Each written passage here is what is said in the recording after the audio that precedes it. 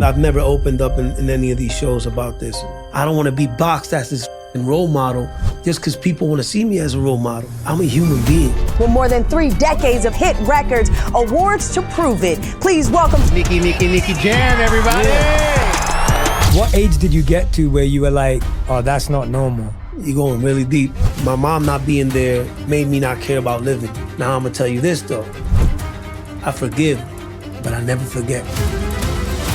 We're thrilled to announce that we've reached 3 million subscribers. We're incredibly grateful for each and every one of you. If you enjoyed this episode, don't forget to hit that subscribe button so you never miss out on any of our new releases. We're dedicated to bringing you the content you love. Our team carefully analyzes what resonates most with you to bring on board the best experts and storytellers to help you improve your life. Some of your favorite topics are sleep science, weight loss, physical fitness, navigating breakups, habit building, and understanding toxic relationships. Upcoming episodes include one of the biggest names in health and science, world-renowned relationship therapist, and your favorite manifestation expert is back to drop new findings. Hit subscribe to not miss any of these episodes. If you think of someone who would love this episode, send it to them to make their day. The #1 health and wellness podcast. Jay Shetty. Jay Shetty. The one, the only Jay Shetty.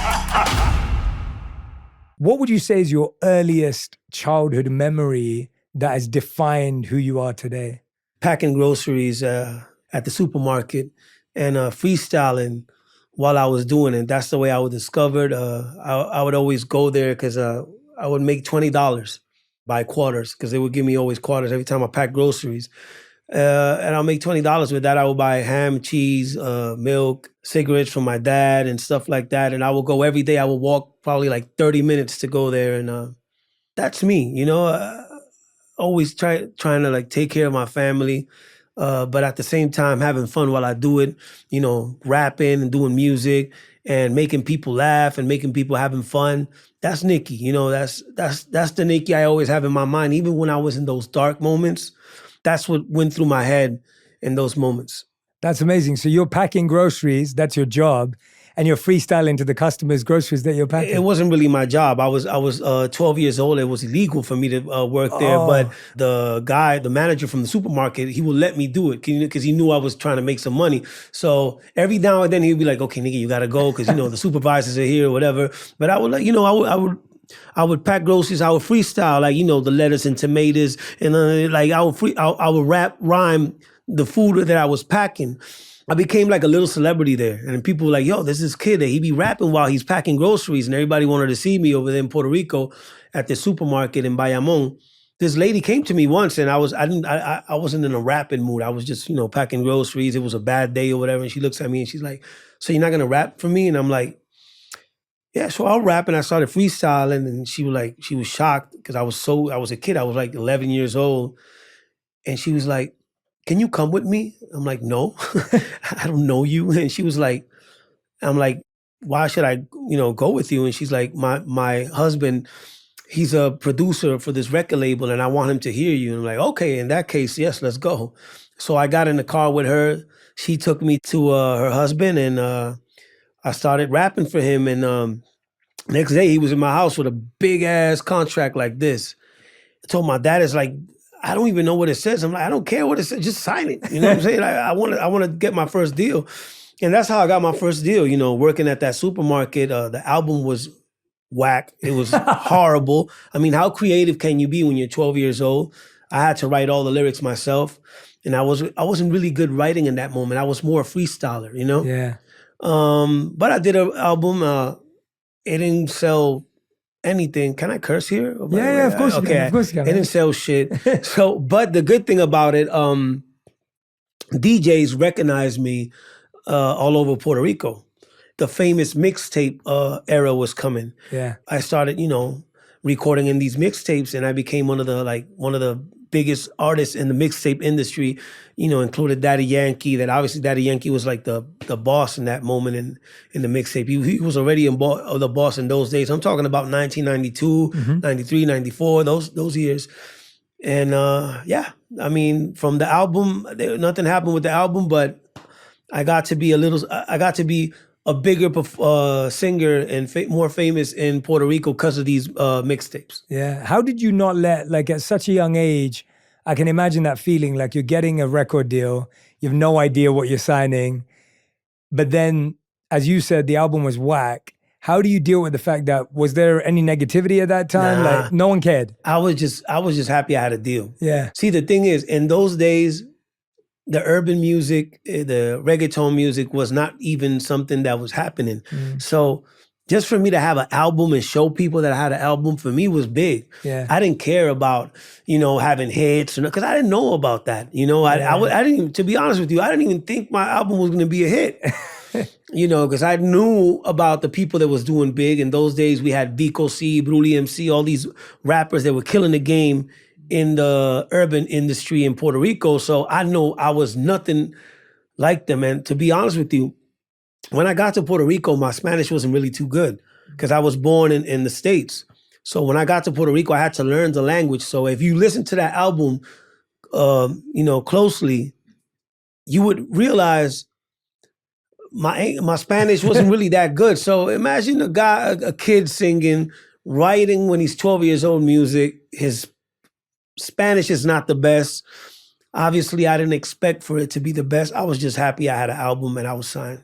Yeah, that's makes a lot of sense. I'm just trying to put myself back into that age and thinking how would I have felt if I was you. But one of the things that I saw, I mean, the docuseries that you had on Netflix was incredible. Like it was super powerful. And I remember when, I think it was like 2018 when it came out, but there was something that was really powerful in that there's the scene where you have this experience of when you run into watching your mom outside a restaurant having sex in a car. Yeah. Like that moment feels like a defining moment as well in your early life. Walk us through your headspace in that moment.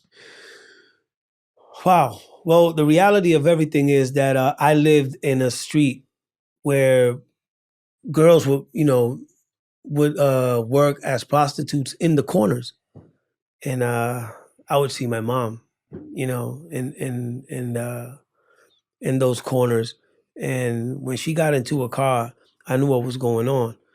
So when you're a kid and you see stuff like that, obviously it affects you, but at the same time, you think it's normal because you don't know better, You haven't seen a different world. You only see what's going on.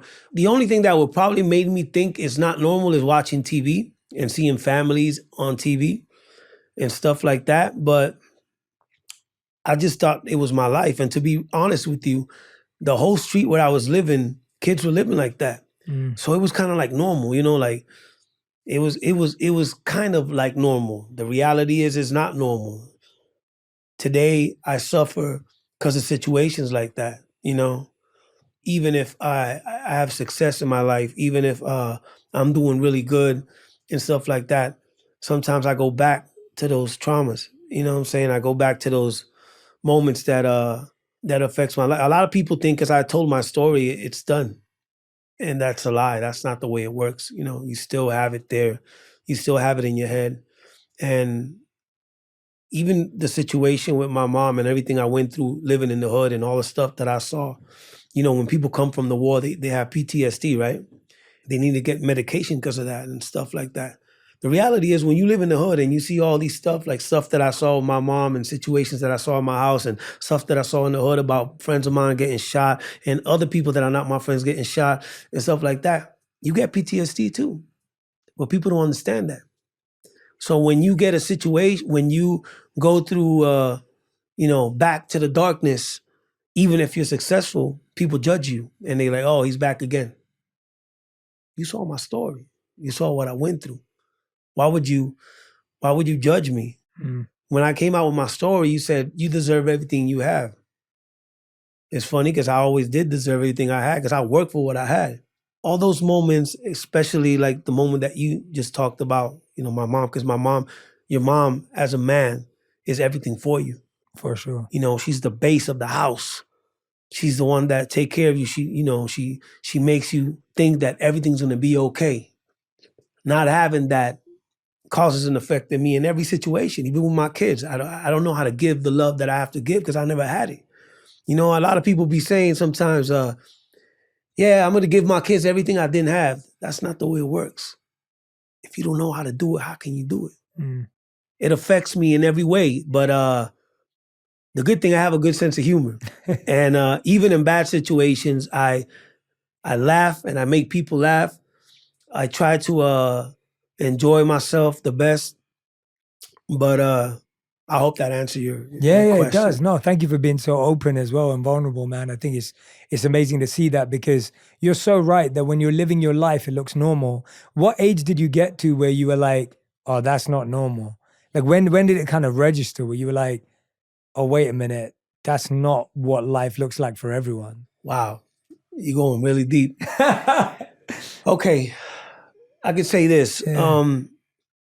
My mom used to whoop me because I used to pee in my bed, right? I don't know. She probably didn't understand it. It was not something that I wanted to do. It happens. It's a normal thing kids do, yeah. I think when kids pee on their bed, I was like probably 7 years old, something like that. It's just a problem that they have, and automatically it happens. It's not like you wake up and it's not like you're like, oh, I don't want to go to the bathroom. It's more like it's something that happens. You wake up and you just peed on your bed. So this kid, this white kid, his name is Billy. I wish I could find him wherever he is. Billy Janetti is his name. I've been trying to look for him on Google because he was my best friend when I was a kid, and I can't find him everywhere. Probably had his name was different, and I knew him as Billy Janetti. He studied with me in school and everything. I stayed at his house. You know, he was this kid, you know, typical white kid that had everything, you know, Atari, Nintendo, and all that stuff. And his mom had his room decorated with, you know, a boy's room with, you know, posters on the wall and stuff like that. And I stayed at his house, and I peed on the couch where I slept. I woke up frightened because I thought I was getting my ass whooped. And she comes to me and she sees me that I'm up because I turned on the light. Billy's mom.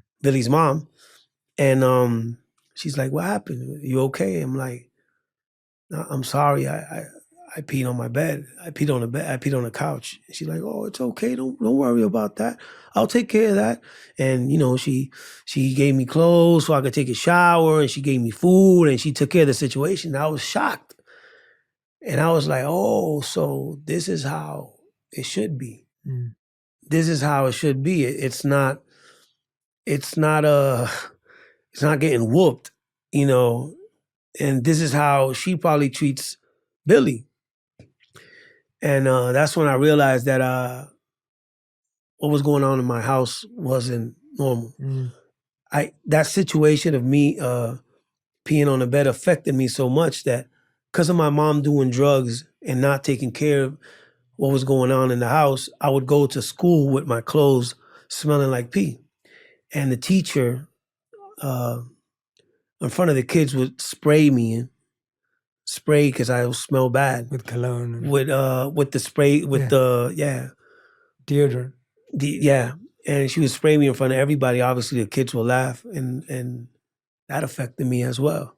Obviously, because it's embarrassing, you know, like in front of everybody. That's how important it is for the parents to do their job and take care of the kids, you know, because it's just, you know, it's not something that a kid should go through, you know.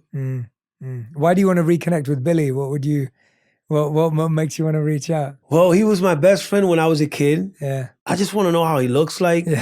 I want to know, is he okay? I want to know if he's alive. I want to know if he remembers me. I want to know if he knows that I'm famous.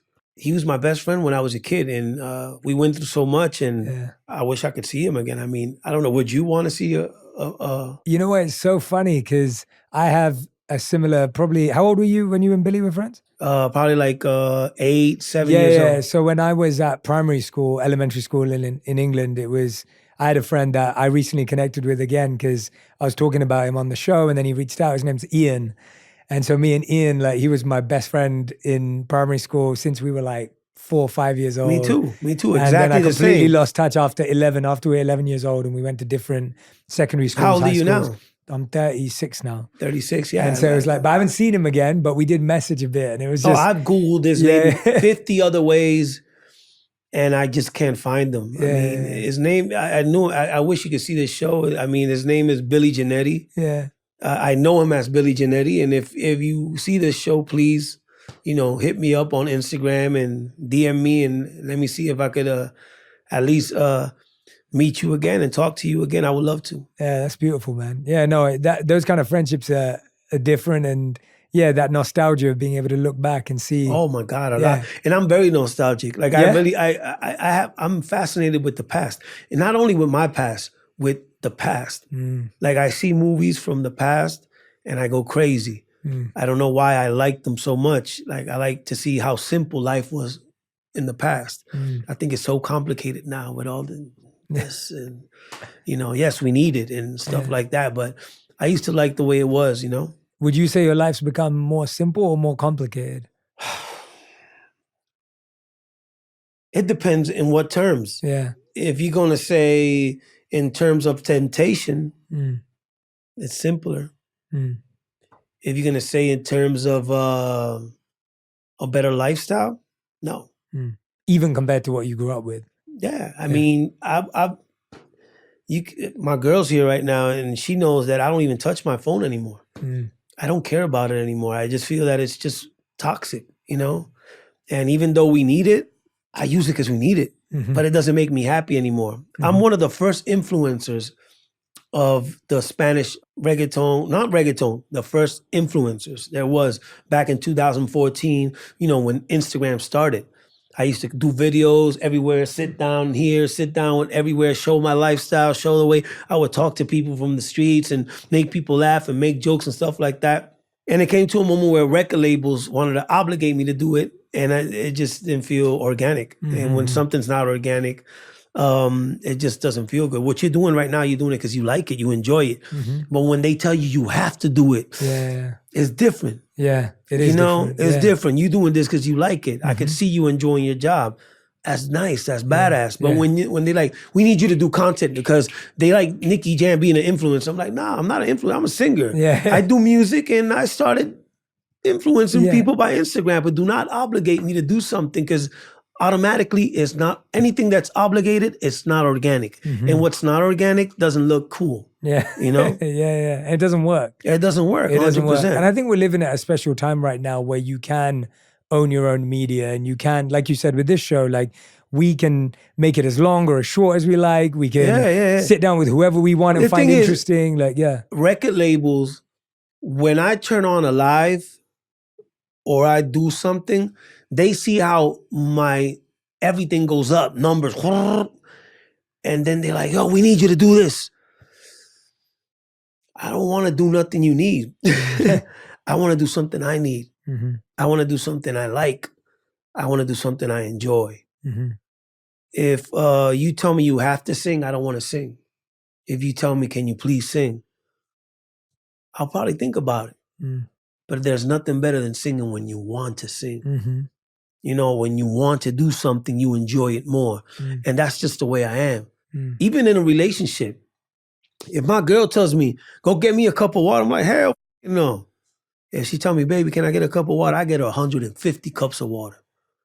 And I rub her feet while she's drinking it. Because that's just the way I am. You know what I'm saying? That's just the way I am. I don't run by command. I've never been that type of guy. And that's why I have the success that I have, because I always live life the way I want to live it. It's a beautiful way to live, but the world's kind of set up with all these rules and contracts and things you have to sign and everything. So how have you managed to hold on to that? How have you kept that when there are so many demands and Nicky do this, Nicky do that? Like, I don't do shit nobody tells me to do.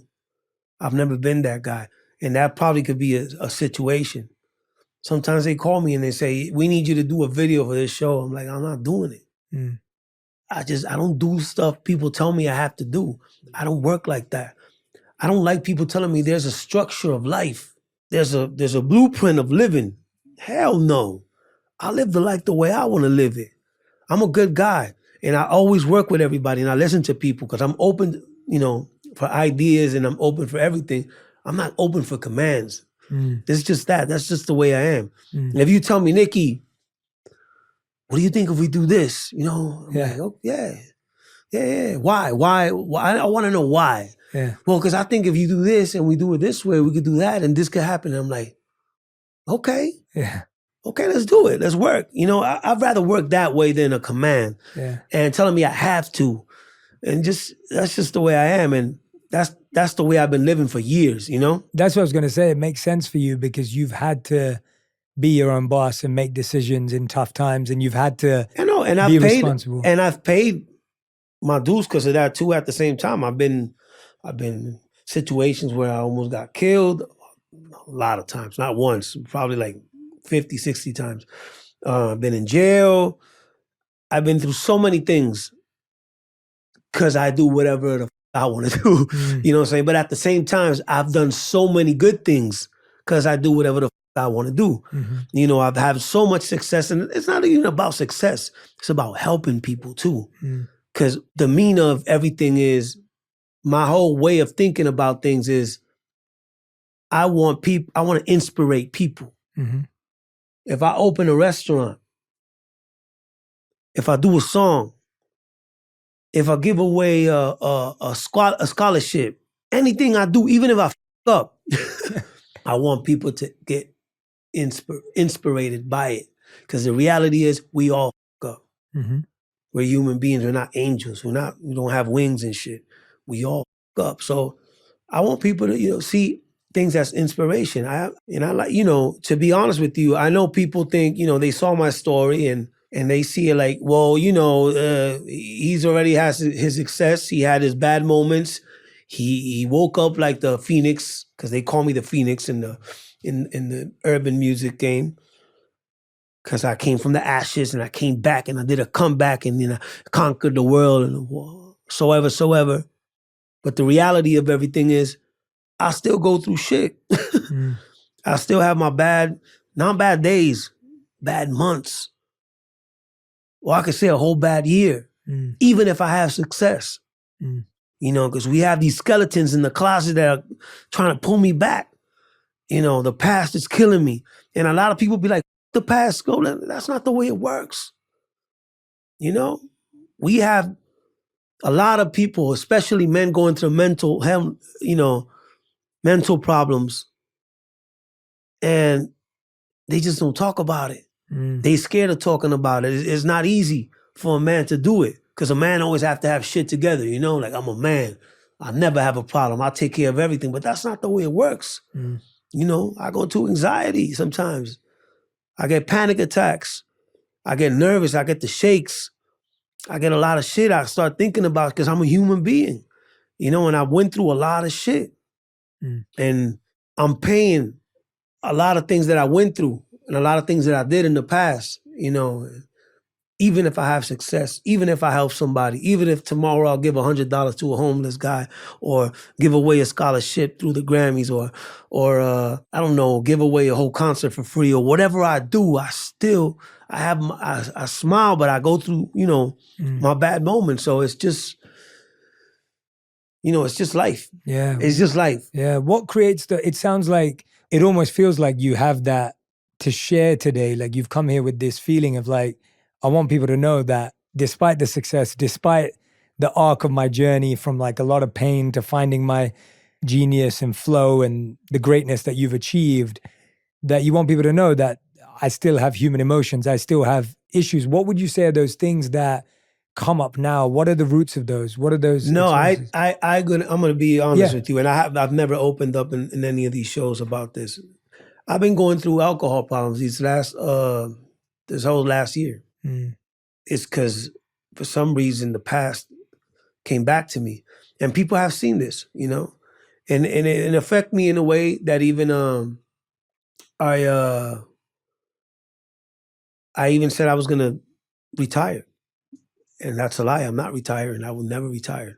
I even posted a video. I edited a video and I posted it that I was retiring. It was the alcohol. You know, I've been battling with this for a couple of years now. I could say 1 or 2 years. You know, I can't say I'm an alcoholic, because if I say I'm an alcoholic, I'm lying. An alcoholic is a person that sees alcohol and starts shivering and drinks every single day. But I go through my days where I go crazy, 5 or 6 days. And people have seen this. And to be honest with you, I smoke weed today because I'm dealing with the anxiety of not drinking. And I've been stopping, drinking and all that because of the weed. The weed been helping me in a way. And people see me smoke and they're like, oh, he went back. Well, weed was never a problem for me. It was perks and cocaine and other stuff. Weed was never a problem for me. So when people start seeing me smoking weed, they were like, oh, he went back again. Or they saw me drinking alcohol. He went back again. Reality is, I've always been battling with my situation. I've just had good years, 7, 8, 9 years. And then I have my struggles again with other stuff. You could say the alcohol, the weed, I don't see as a drug. Yeah. That's just the way I see it. I smoke, it makes me chill. I get hungry sometimes, I eat, I laugh, and it gets my mind off all the negativity and drinking and stuff like that. And I just felt judged by people. Like just because I stopped doing the other stuff and I've been clean for so many years, and then they see me smoking weed or they see me drinking alcohol, they judge me, but they saw my past. And it's contradicting because it's like, okay, so you see my past, you say you feel bad about my situation, you understand my situation, but then you see me fall in any situation, or you see me do anything to deal with my anxiety or my present moment, and you judge me. And yeah, I do feel a type of way. It pisses me off. I ain't gonna be lying. But I can't get mad at the same time because people don't understand. And you can't get mad if people don't understand your situation, But at the same time, can you judge somebody if you don't know their situation? Totally, yeah. Who are we to judge? I judged my mom for so many years until I heard what happened to her in the past. And that's why today I respect my mom and I understand my mom. She had a crazy past. So, I wish I could share it, but out of respect for her, I won't Absolutely. do it. I respect it I don't know if I have the green light. Like stuff that I did talk about my mom is because I had the green light from her to talk about.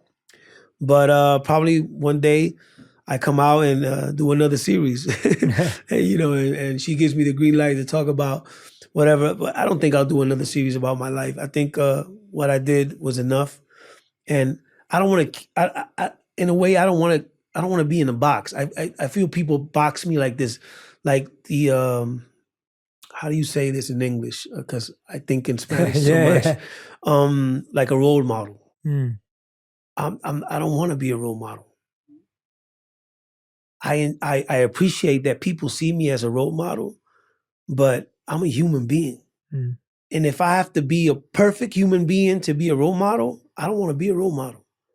I want to be a human. I want to keep being a human being. I want to be able to fall and get back up again, and fall and get back up again, and fall and get back up again. I don't want to be boxed as this role model just because people want to see me as a role model.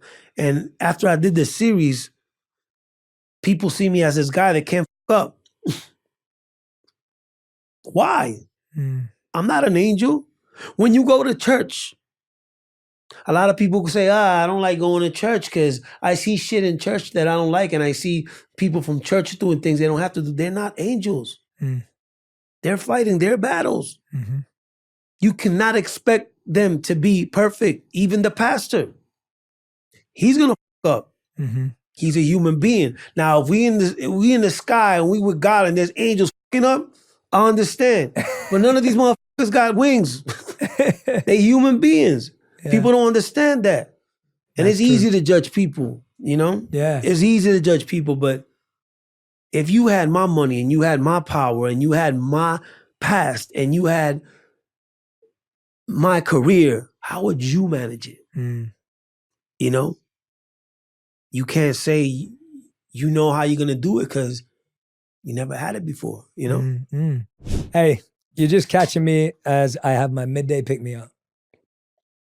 I'm sure you've heard about Junie. Radhi and I put all of our love into creating this amazing drink. It's full of nootropics and adaptogens, great for that little boost of energy, enhanced focus, and a happy mind.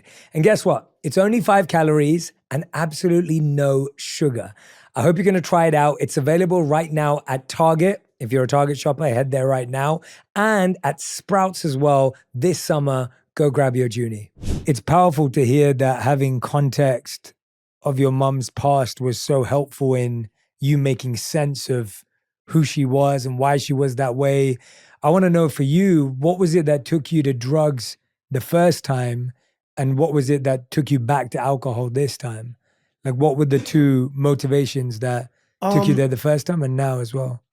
Drugs was part of my family Mm. since I was a kid. My uncle died of AIDS because he shot heroin using somebody else's needles. He died in my face.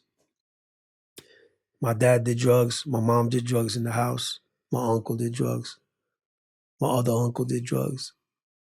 Everybody in the house would come to my house to do drugs, and I would see that, and a whole bunch of zombies in my house. So this started since that. Mm-hmm. And then when I'm 11 years old, I moved to Puerto Rico, and kids in Puerto Rico were doing drugs like nothing in the hood. I'm not saying everybody in Puerto Rico does drugs. Where I was raised, it was normal to see kids doing drugs. And at 11, I started smoking weed. And from weed, a couple of years after, I went to coke. What made me do coke was what's the first girl that I had?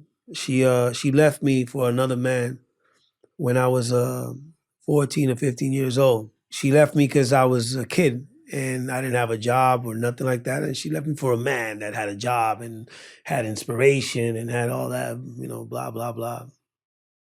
And my mom abandoned me. So to have another girl abandon me, it affected me in a way so big that I started doing cocaine. Mm. And from there, it went from cocaine to heroin to ecstasy to any type of drug until I got hooked with the perks and codeine, and I was doing perks, 30 perks a day for years. I cleaned myself for years because, I got my shit together and I said I know it was destroying me and it was destroying my body and destroying my mind, destroying my health. But when I had success and I did it all and I was all this money and, it's lonely in the top. For some reason, that lifestyle took me back to the past. And I started going out. I didn't do anything and I was bored and somebody had a thing of champagne and I just took one and I started drinking one. And from there, it went to give me another one and there gave me another one. And then I started traveling and I went to Europe. And then the base where I was staying was Amsterdam during the week. And I had a little bar in the front. And I started drinking and drinking and drinking. And I thought it was something that I could do, and while I was touring during the week, and then weekends I would perform. Went back to Miami, it wasn't the same. I was still in Amsterdam, even if I was in Miami. Mm. And that's how I got back to it. Mm. Where do you go for help? Like when you cleaned the first time and now you're being so open about this challenge that you have right now, like how have you been able to find the right help to support you through that journey? Myself and my people, my girl. My girl would tell me, Nicky, you drink and you sleep for a whole day. And I'd be alone. That affected me. I'm like, oh shit, like really? Like I leave you alone for like 8 hours and shit? And all the shit that I would do that I wouldn't remember. And I'm like, I don't want to be that guy. I don't want to be a guy that do things and don't remember. So that helped me a lot. People around me,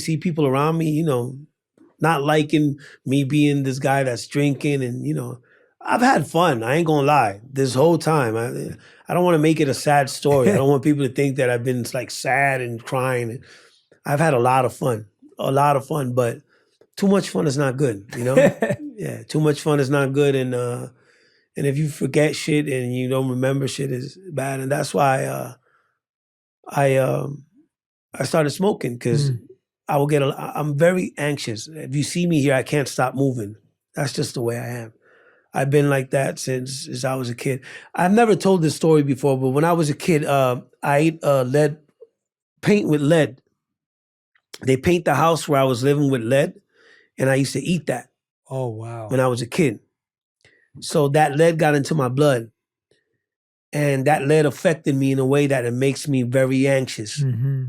My sister had it too. And so, you know, all the drugs that I did in the past and all that affected my nervous system. So I'm a very anxious person. And I ain't gonna lie, the weed helps me a lot. It's been helping me a lot. I probably somebody hears me and is like, "You're stupid. You're leaving something for another thing or whatever." I mean, I do whatever I got to do to For sure. to feel better, and I'd rather smoke than drink. And I'm not doing the perks I used to do in the past with the cocaine, etc.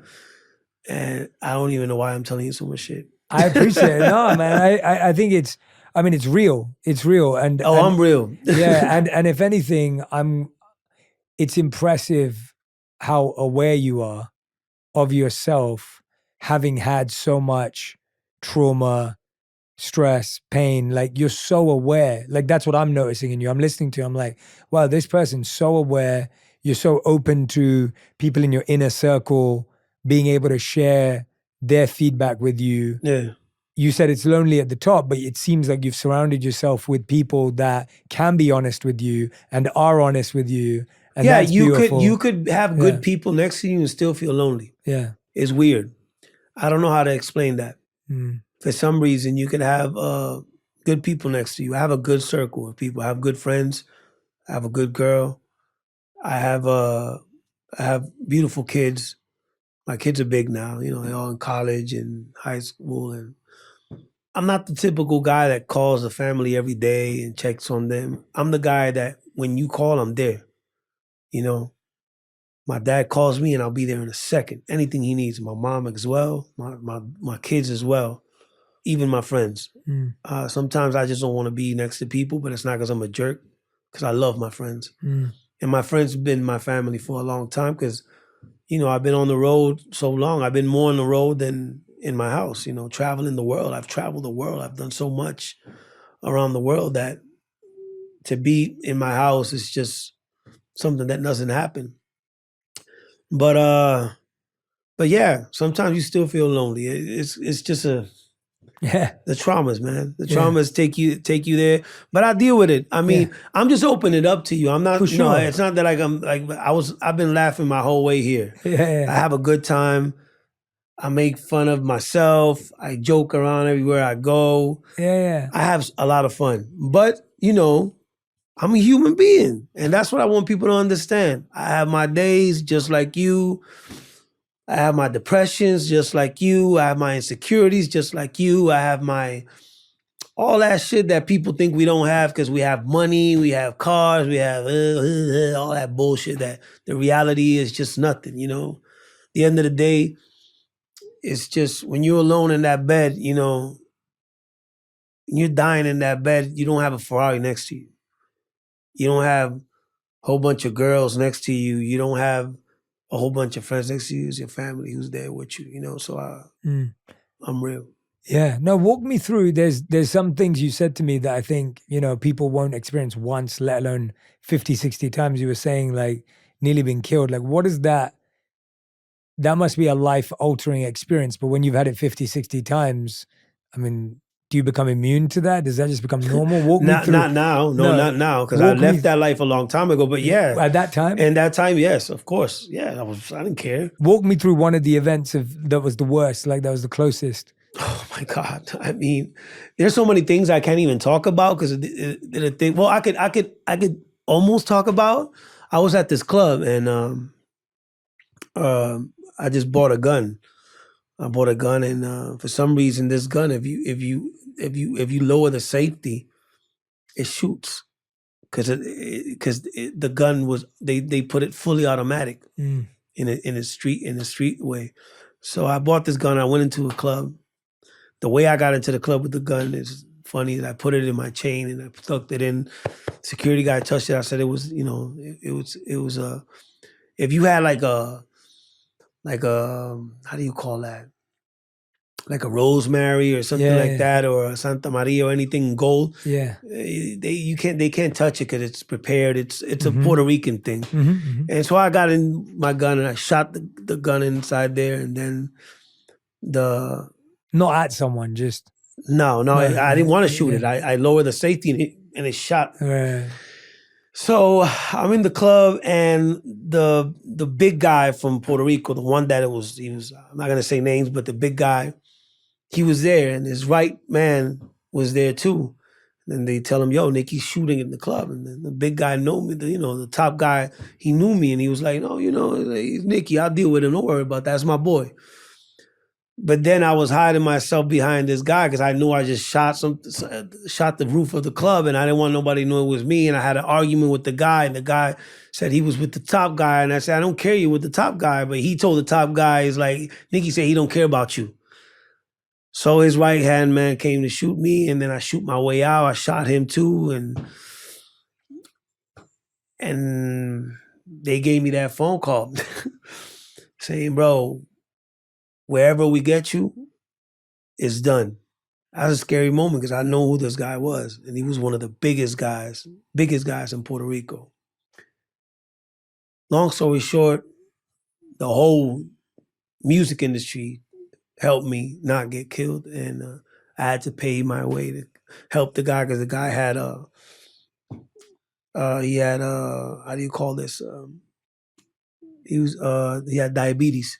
So when if you get shot having diabetes, for some reason it affects you way more. And I had to like pay a lot of money. In that moment, we didn't make that much money in the music industry.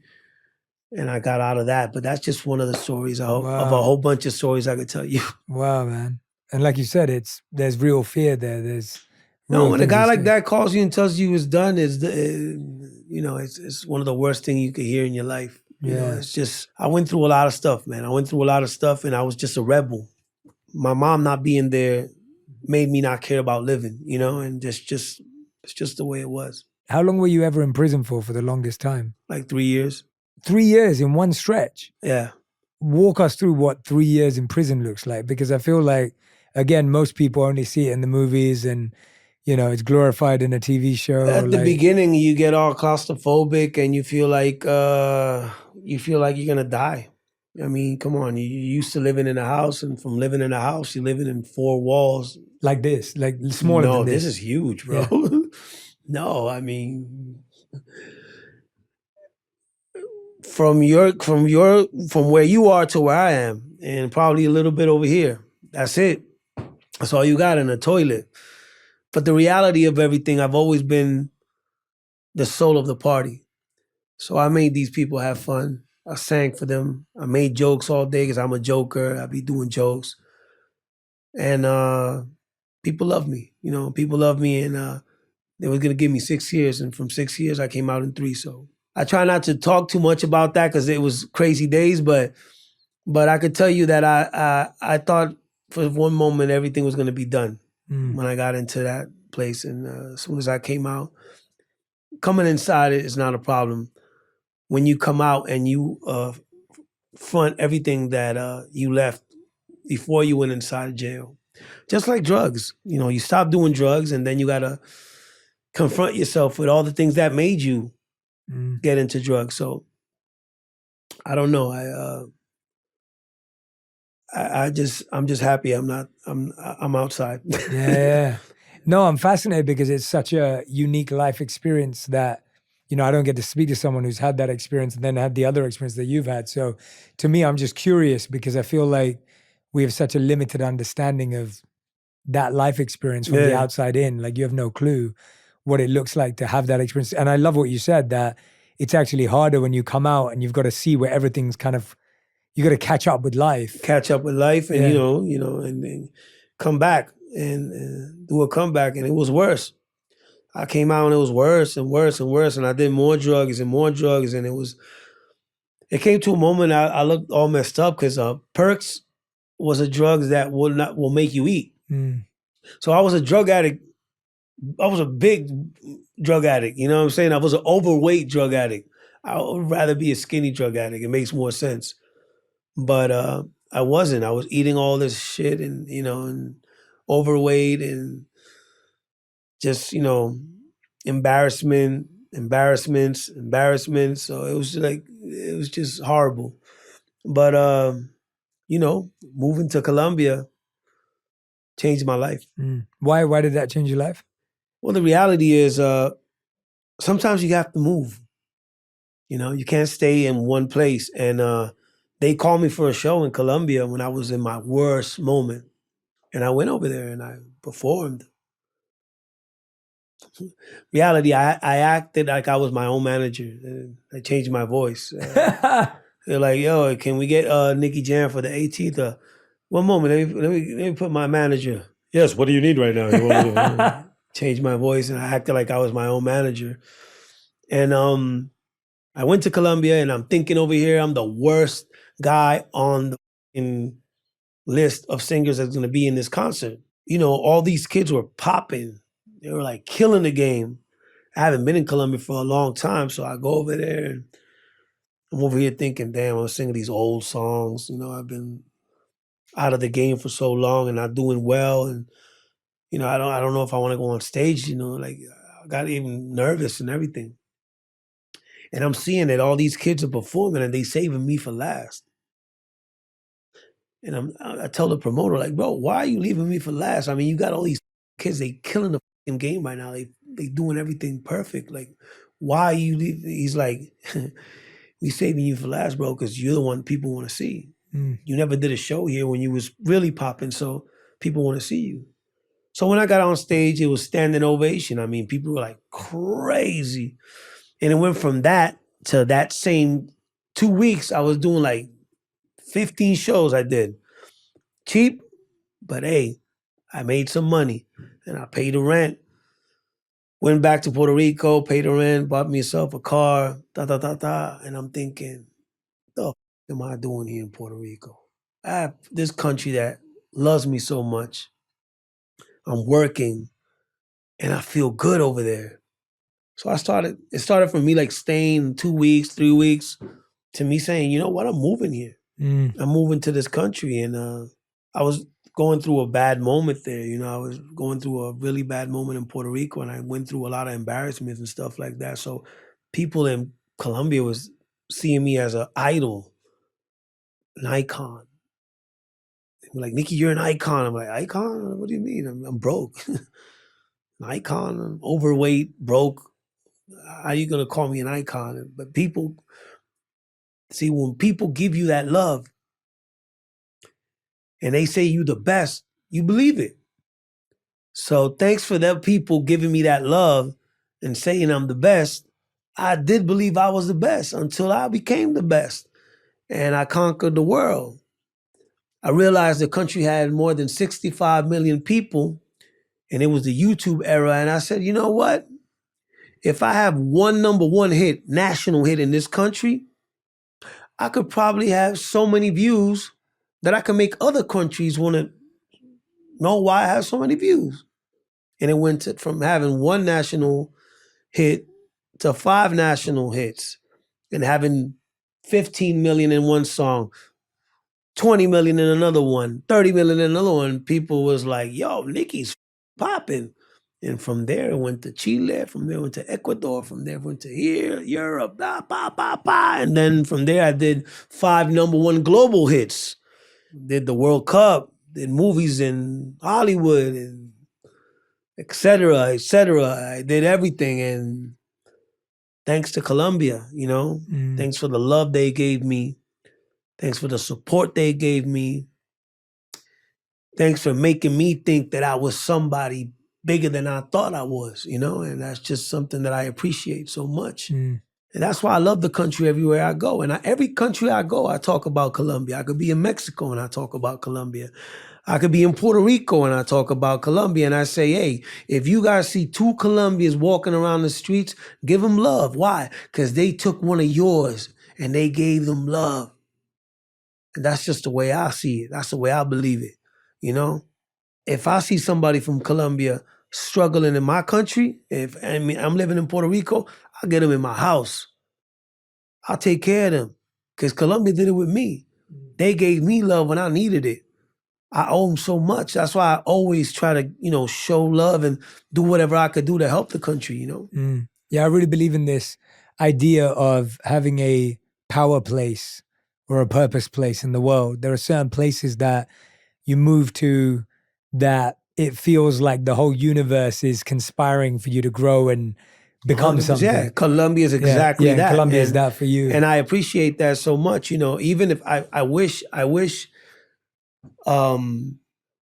have went before. yeah. There's a reason why like places become iconic for something. Like you look at Silicon Valley and tech, or you look at LA and entertainment, you look at New York and finance, you look at, even I was with my friend we're in Oxford in England, and like literally every book that we grew up on, whether it was Alice in Wonderland or Lord of the Rings, was written in that area of Oxford. Of course. And so it's like you've got all these hubs in the world where writers, creatives, artists, entrepreneurs gravitate because there's an energetic pull in that place. Yeah. And for you, Colombia sounds like it was that power place, that purpose place. It was 100%. And I'm really grateful. Yeah, I can see that. For the country, and I would always give love and show love to the country.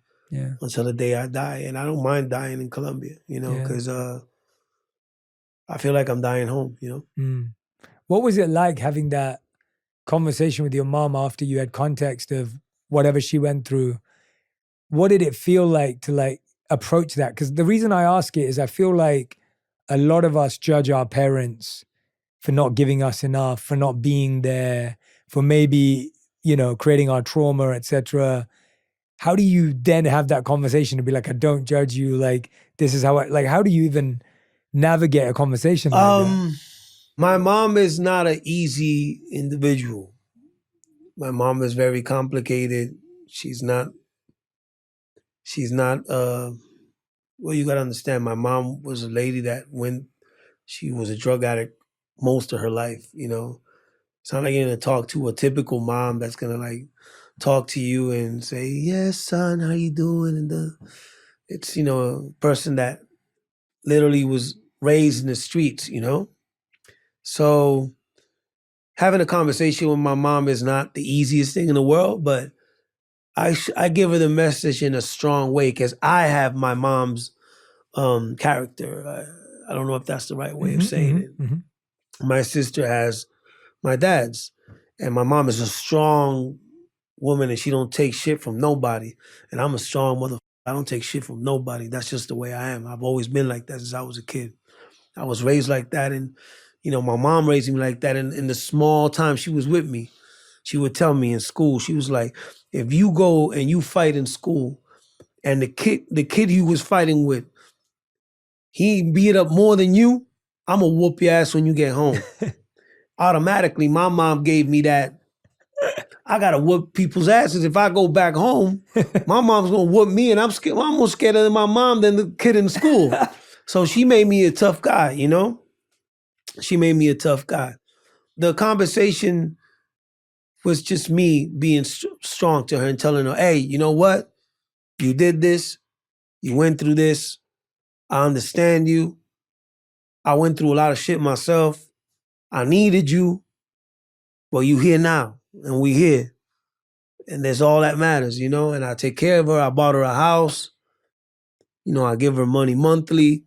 Anything she needs, I take care of her. It's hard because, to have a relationship, she lives in Dominican Republic. She can't travel. Mm. I've been fighting for her to have her, a pardon from the United States so she could come back. She can't have it right now. But I leave everything in God's hands. Mm. Do you pray a lot? If I say I pray a lot, I'm a liar, man. I have so much, it's so funny, man. I have so much ADD that even if I pray, I can lose myself praying.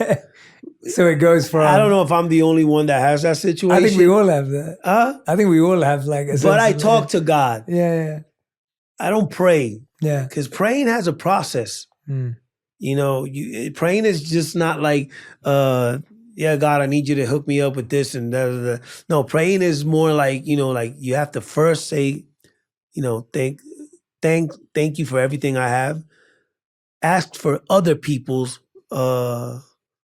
blessings and health and all that. And then you talk about yourself. That's the right way of doing it. That's the way the Bible says you should do it. Mm. I don't go through all that process every time. I do it sometimes. But I talk to God here and there. You know, I talk to God and I have conversations with God. I feel like God is my best friend. I know it's not the right way. I know I should pray more. No, I mean, that sounds beautiful. Yeah. That sounds like the essence of prayer. Yeah, I mean, Yeah. well, me being a guy that knows about the Bible and knows about the Word of God, I know there's a better way of having a connection with God and a better way of praying. They say that you wake up every morning and you get on your knees and you pray. It's the right way. I wake up noxious in the morning with now, like I feel like I'm sick in the morning. I got to eat something first. So if I get on my knees and I start praying and I don't feel good, I don't feel like I'm giving the best. I don't know if I think you're all of us. I think that makes sense, I don't know. I mean, I feel like, I mean, can I at least eat a piece of bread or something so I can like really focus on praying the right way? That's brilliant. I mean, look at my past and look at everything I've been through, and I'm still here. You know, I feel God has a purpose for me. He has a huge purpose for me. And I feel God loves me the way I am. I mean, I feel if I go to heaven and I'll probably like joke around with God and, you know, playing around with his beard and you know, just the way I see myself. He made me. He knows the way I am. He knows my essence. He made me. I have respect for God. I love God. And I know the time will come where I would have to like really dedicate myself to God because he has given me so much and I haven't given him what I have to, you know? So I know I owe God a lot. You know, That's beautiful, man. I'll pay him back. I'll pay him back. You've had a lot of figures in your life that have been important at different times. And of course, as you mentioned earlier, like Daddy Yankee was in that mixtape time and, you know, growing you. And then, of course, I believe the relationship didn't go as, you know, relationships fizzle out and don't always work the same. Have you found a way to reconcile those relationships as well? Or are you kind of sometimes like, if it didn't work out, part ways, move on? Well, the only persons who I had situations like that, old person, was Daddy Yankee. And me and him were better than ever. He texted me, I think it was yesterday or today. He's in church now. He's with God now, 100%. And I'm really happy for him. And he knows what I've been going through and all that. And we've talked before. We had conversations. And, you know, me and him are like better than ever now. So I can't say forgiveness because he didn't do anything to me. If we could say it was the other way around, he always tried to be the big brother and I always try to be the wreck. Getting Daddy Yankee out of the situation, any person that I've had problem with that done something to me, I forgive and I feel better because the forgiveness is not for them, it's for yourself, you know? And I feel better. You know, I've had problems even here today. I have a friend, he's right here with me and we didn't talk to each other for I don't know, 4 years or something like that. Wow. We was mad. We had a bad situations and now we're joking in the car like nothing happened. I think that's the way it should be. Life is too short, you know, and to hold grudges and be mad and shit and be mad with people. Just go back to people. And they gave me so much in a moment that it's crazy like not to be with them. They could f up too, you know? You know, people f up and sometimes do things that other people will never forgive. Now I'm gonna tell you this though. I forgive, but I never forget. And with that, I'll say everything. Last year when I went on my world tour, something that I was doing throughout the show was I was creating moments of growth, but that were discomfort for people from the audience. So I would bring people up and I would guide them and coach them through an uncomfortable situation in their life. So at the end of the show, there was this one moment that we did across the world. So we did it at 40 shows across the world. And I would ask people in the audience if there was someone in their life that they loved, but that they haven't talked to in 5, 10, 15 years. And people had crazy stories. There were people who like hadn't talked to their kids for 10 years, brothers and sisters who hadn't talked for 5 years, you know, people who hadn't talked to their ex for 7 years, whatever, all these stories. And I'd invite someone on stage who felt comfortable and I'd coach them through it and I'd ask them to call that person on stage in front of everyone, but not tell them that they're at an event and share how they really felt. And it was amazing, man, to see like out of the 40 phone calls, 20 went to voicemail, but 20 went through to the person. And it wasn't about a happy ending, or it wasn't about like a perfect reconnection. It was about what you said. Life was too short to carry that weight of I love this person and I haven't said it. Or I used to really appreciate this friend and we lost touch. We fell out over nothing, or maybe we fell out over something. When you're reconnecting with people in your life, what's been the thing that's allowed you to have the courage to do that? Like you've done it with your mom, you've done it with Daddy Yankee. Like where's that coming from? That's just Nicky. I only have one friend that I didn't talk to that I had problems with. It was the one I just told you. I'm the stupid one that always forgive people. When I say stupid, it's because that's what people tell me. You know, not because I think I'm stupid, because I forgive people and I reconnect with them again. I don't care. Yeah. I just don't care. It don't affect me anymore. Like if something affect me in the moment, but I don't. It makes me forget. I don't know why. It's just the way I am. I don't stay with that shit here. Probably it makes me a better person. Probably it makes me a happier person. I feel that I'm a happier person because of that. I'm not saying I'm perfect. I'm not saying I don't go through shit. Yes, I have a whole bunch of situations in life, but I have better quality of life because I forgive. I have no problem with forgiveness. I have no problem with sitting in a car with somebody that me in the past. I have no problem with that. I don't feel like some people, the ego them up. Like, oh yeah, you think you me? I'm gonna get you. I don't have that situation.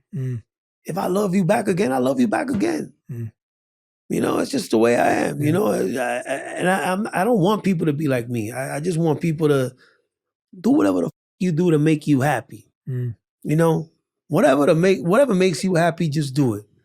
That's what I do. I ain't trying to live like the way people tell me to. I'm trying to live the way I'm happy. You know, that's just the way I am. Does that apply to you as well? Do you think you can forgive yourself easily as well? You know, I've never seen me in a situation where I do not forgive, where I need forgiveness for myself because I've done things to people. I've been a good human being to people, you know? Stuff I've done in the streets and stuff like that are to people that are really bad people, you know? So I don't know if I need their forgiveness, you know? But I feel good about me as a human being. You know, I'm happy and I'm proud of myself. I've helped my family. I've helped people in the streets. I've helped my friends. If I buy a motorcycle, we all have motorcycles. If I eat, we all eat. That's just the way I am. The guy in the corner, if he's there, he ain't eating, come eat with me. You know what I'm saying? I like helping people. I enjoy the smiles on people's face when I help them. I'm proud of myself because I'm that human being. If I wasn't that human being, I wouldn't be. I'm not a selfish motherfucker. I will never be that guy. I see movies where people help other people and I cry. Tears like that. My girl's been with me in the same room and she seen me crying like a girl in movies. Why? Because I'm a good human being. When you a good human being and you see people doing good, you cry. But if you see shit like that and you don't give a I just think you a piece of shit too. That's just the way I am. Yeah. Because you don't care. Yeah. Why would you not care? Why won't you see somebody helping somebody else? Don't see that, and why would that not affect you? It affects me in a good way. It's like shit. So that I'm proud of myself as a human being. I'm proud of who I am. I'm proud that I like helping people. I'm proud that I'm a real person. I'm proud that I'm a person that if I f up, I'll say it. Up. You know? It's just the way I am. And I'm not perfect. I'll never be perfect. And I'll f up tomorrow and I'll fall. But I'll wake up and I'll clean my shit. I keep going. You know? Why did you say you were going to retire when you said today you were like, I would never have done that? And then what has inspired insomnia? What part of your heart and mind is that coming from? Drinking makes you say stupid things, makes you get depressed, makes you see everything. Everything closes in. It's not really. And that's what was going on in that situation. And it made me post a thing that I was retired. Now, I'm not retiring, never. Hell no. I will never retire. Music is my life. Music is everything for me. But that's what fucking alcohol do. It fucks up your judgment. You know what I'm saying? And I've been through that a lot. For some reason, it made me not care in that moment. But once I stopped drinking, I'm like, hell no. I erased that video and everything. But nah, I'm not retiring. You was asking about the Insomnia, album? the album, yeah. What's that been inspired by with this whole new journey you're on right now? Like you said, you're... If you listen to the whole album, Insomnia, all the songs has something to do with the nighttime and me drinking and me partying and me going crazy and me smoking and me, my love lives and stuff like that. So the album has that situation that I've been going through these last years. Music is my art of expression. And I took my time to do this album, and I think it's one of the best albums I ever done. Everything has the same color. The album cover is amazing. It's really what I've been through. Like if you see the picture, you would automatically say, okay, I could understand him just seeing his face. The songs from the number 1 song to the 15th song.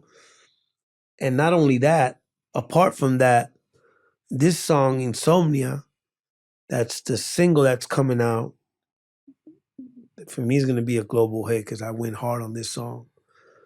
It talks about the situation of my drinking and all that, but at the same time, it's a sad song, but it's a happy song. It's crazy. Like if you listen to it, you would never imagine the way it started, because it started as a slow R&B sad song. And I told my boy, the guy that, wrote the song with me, Sneakers are badass, by the way. Thanks, man. I was telling him, yo, the song is badass, but we need a upbeat. We need to make this shit upbeat, man. We need a shit. This song is too good to be just one of the songs in the album. Just one of the songs. And I was like, hell no, we need to make this shit a motherfucking hit. And I said, well, let's do merengue. And I was in the bathroom with my girl, and I started around, you know what I'm saying? Like singing this song. I did it with my mouth. And I said, I called the producers like, yo, let's try to do this. And we took it that route. And bro, I think we cooked a mega hit. So I think the album is just me expressing myself of what I've been through these last years. And at the same time, it made good ass music. So I want people to enjoy it. I want people to have fun with this album and sit down and analyze the lyrics, because every song has a little something that tells you about what I've been through and what I've been going through these last years. I noticed something amazing. When you started talking about the album, you went completely still. When you started talking about the music, your whole body and everything went completely still. Completely still. If everyone rewinds and just goes back to that, when you were locked in talking about the music and the album. I mean, it's my art, man. It's my art. It's what makes it's amazing. It's my psychology. My psychology. What? Yeah, psychology. Yeah. It's my psychology. And I feel like it tells my story. It tells my situation. It makes me happy in a way where I could express myself. And we're always misunderstood as artists. And there's no better way to clear the misunderstandings by your art. You know what I'm saying? Yeah. What's something that people don't know about you that you wish they did? I don't know. I'm so open. Yeah, that's why I asked. I was like, I'm so open. You've shared so much of your life. I tell people the way I am. I don't care. I speak what I think. It's really hard. What's something people misunderstand about you that you'd like to clarify? It could be my situations in my relationships. A lot of people see me jumping around from relationship. Well, not jumping around, but let's say I've had a lot of relationships that haven't worked. And for some reason, people think that I'm just unstable. And not necessarily unstable. I just think that sometimes it doesn't work. And it's not easy being an artist and doing what I do and having stable relationships. And if you've seen my past and you see what I've been through, you can't expect me to have the typical picket white fence relationship.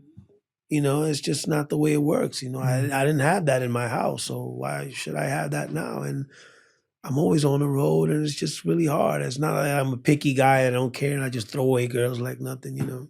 But I don't care about that. I don't care. At the end of the day, people will never understand you 100%. For sure. And you can't try to make people understand you. You don't need to.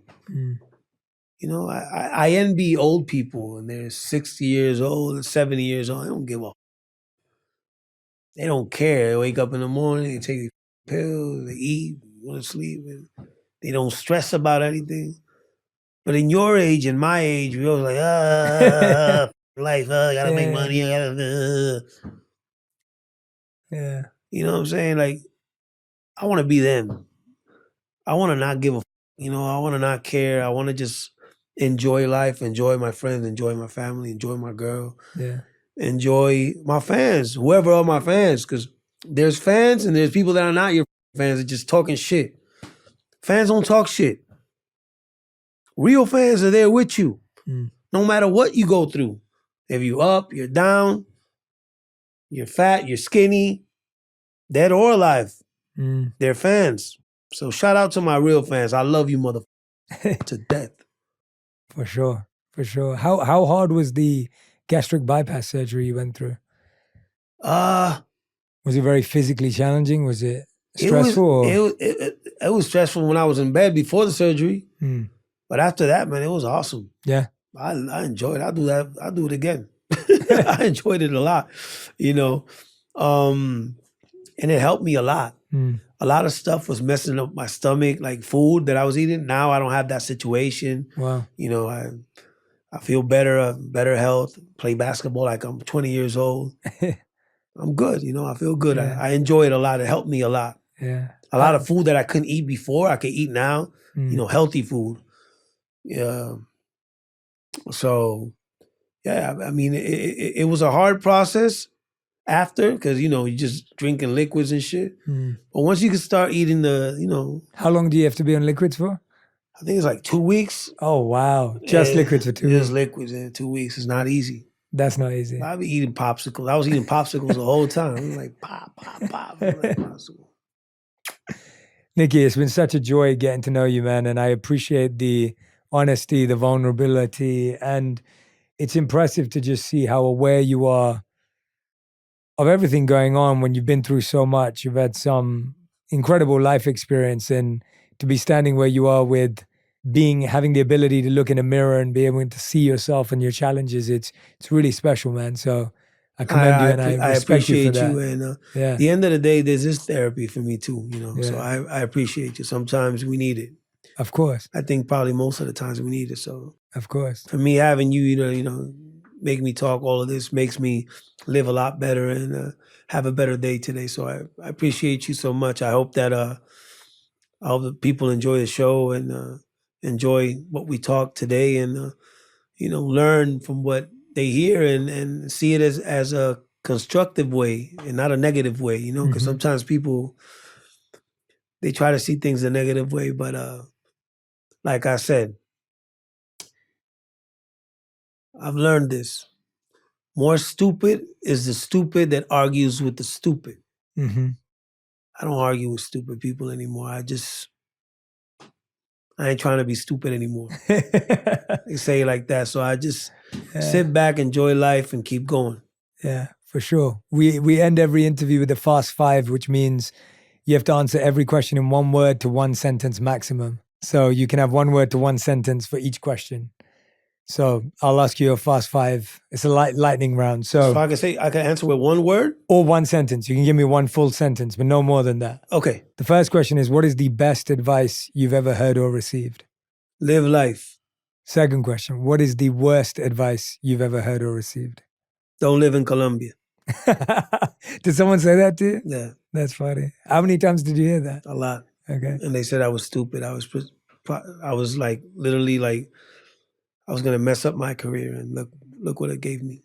Question number 3, your funniest memory or the silliest memory you have. You can give more than one sentence. Oh, I have a funny story. The way I threw him. So I'm at this club. She's right? laughing, so it's good. This is a good story. Yeah, I'm at this club, right? This happened in it's a kind of long story though. Tell us. Yeah, go for it. Yeah, so I'm at this club, right? And I'm at a VIP party. There's some girls there and stuff like that. And this big, strong guy, ripped like this. He had so many muscles. He looked like a bodybuilder or something like that. And he's like, "Yo, I want to go into the VIP." And I didn't really want him to come in because I knew he was problems, you know what I'm saying? So I'm like, "Yo, I don't know, I don't work here. You talk to the bouncers." And he looks at me, he's like, "I'm going to destroy you." I'm like, "What the f you said?" He said, "I'm going to destroy you." I'm like, "Shit." I'm like, "What?" And I punched him. Boom. And he goes, "This is the best you have?" I'm like, "Yeah." I'm like, "It didn't hurt." So he punched me really hard. Boom. And he punches me really hard, and then he takes me against the wall, my neck like that. And he's hitting me, and I'm calling my boys, and my boys are not looking at me. And I had a watch in that moment, and a big heavy watch, and I take the watch and I hit him in the head with the watch, and he still doesn't let go of me. He has blood coming out, and then the bouncers pick him up. The bouncers take him, and then when the bouncers take him, I go like, it's like, "See, you don't mess with me." And then they let him go. I'm like, "Yo, take it, get him again, get him again." They pick him up, and then we get into this limo, right? We get to the limo, and well, imagine how old this story is. I'm in a limo. I'm telling my boys like, "Yo, bro, you guys didn't help me. This guy me up." And then out of nowhere, they throw a bottle at the limo. And then the little Mexican dude's like, "Hey, this guy wants some problem, I say." And I'm like, yo, you don't understand. This guy is not a human being. Do not stop. I hit him with everything, watches, everything. It's not a human being. And he wanted to stop. He wanted to fight with the guy, but I knew the guy was a Hulk, you know what I'm saying? So they take me to the hotel, you know what I'm saying? I'm all hurt and shit. I'm in the bed. And then out of nowhere, I hear the door going boom, boom, boom, boom, boom, boom. And I hear, "Te voy a destruir," like, "I'm going to destroy you." And I started, I'm trying to, what did I do to you, bro? Like, I'm screaming and all that. And it was my boys. They were making fun of me. They were making fun of awesome. me, man. But the story doesn't end there. Years go by. I'm talking about, I don't know, probably like 10 years. I don't know, 12 years. I'm at Gran Canarias where I had this situation, and guess who I found next to me? This guy comes to me strong, not as strong as that time, and he's like, "You know who I am?" And I'm like, "Nah, man." It's like, "I'm that guy from that club you had a problem." Like, "Oh, you're the destroying guy," and he's like, "Oh yeah." It's like, "I'm sorry. I just want to say I'm sorry. The steroids was messing with me, and I got messed up. And I just want to say that if you ever need security, you have me," and blah, blah, blah. And then he became my friend.